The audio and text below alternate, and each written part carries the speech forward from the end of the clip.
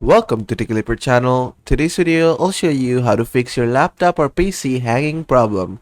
So at first what you have to do is just go to your keyboard and click on Control Shift and Escape on the left hand, and then your task manager should open up. Then just expand this.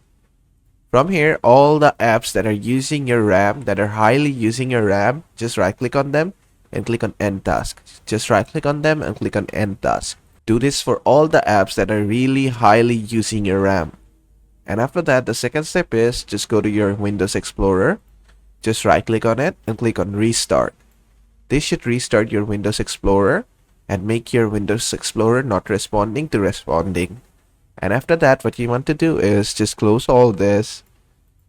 Then what you want to do is, if your PC is still hanged, just click on Control Alt and Delete, and then this window should come up. From here you can simply sign out, or you can even restart or shut down your PC from here. I'm just gonna click on cancel. These are basically the 3 steps that's gonna help you to fix your PC or laptop hanging problem. I hope this video is helpful. If it was, please give it a thumbs up and don't forget to subscribe.